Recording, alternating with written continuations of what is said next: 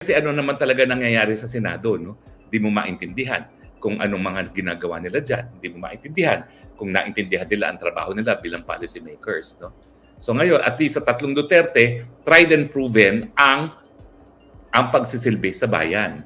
Kaya excited ang marami. Kaya nga yung mga naglalait sa mga Duterte na pasay na yan, hayan po kayo.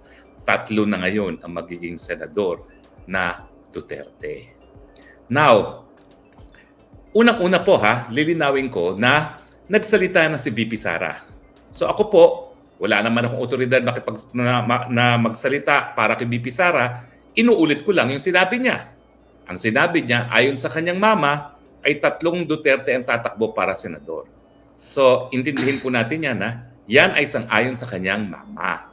Hindi natin alam kung ano pang opinion ni VP Sara mismo sa bagay nito. Di rin natin alam kung ano pang opinion ni dating Presidente Duterte.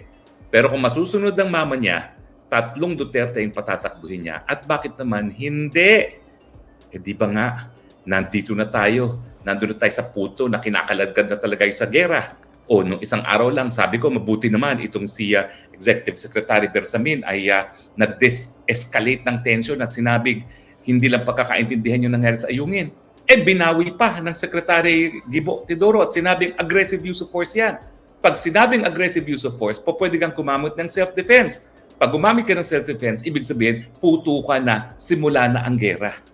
Kaya nga mga Katoliko ngayon, nagdadasal na ng kapayapaan. Meron silang, ano ba tawag doon? Ora officio pa yun tawag doon. Hindi po kasi ako Katoliko protestante ko Para nga po, maiwasan na ang gera. Ang kinakailangan na natin talaga ngayon, magdasal dahil talagang magsisimula na po ang gera.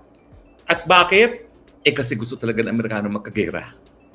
Ay naasahan natin na ang mga Amerikano sasaklolo sa atin dahil sa West Philippine Sea na sa tingin ko hindi mangyayari.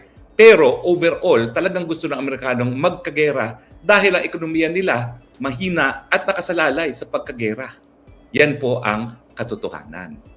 So, naku po, talagang ang eleksyon, kung aabot pa tayo ng eleksyon, dahil gaya na aking sinabi nandito na po yung mid-range cruiser missile launchers na naging dahilan kung bakit magkaroon na ng nuclear war noong panahon ni JFK noong 1960s.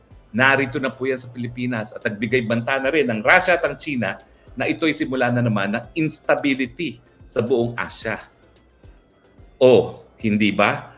Ang nakataya ngayon ay buhay na natin.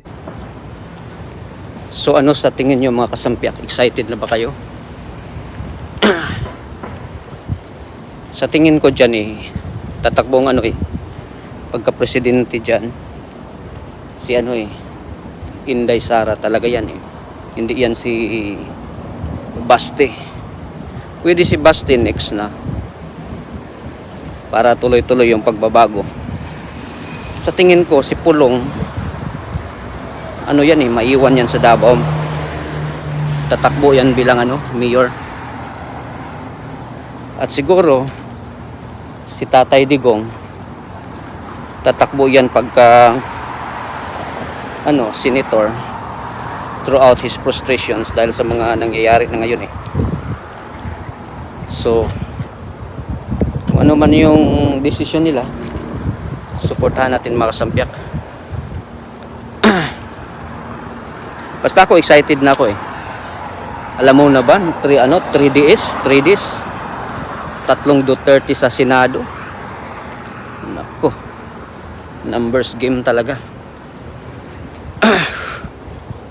Maraming salamat mga kasampiak. Papunta na tayo sa trabaho Gabi na dito sa New York Brooklyn, night shift tayo